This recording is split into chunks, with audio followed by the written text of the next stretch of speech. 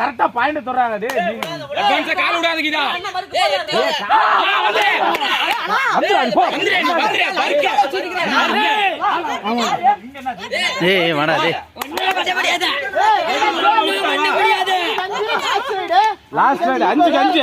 பக்கம் மர லாஸ்ட். நீ வந்துட்ட தம்பி, நீ வந்துட்டியா?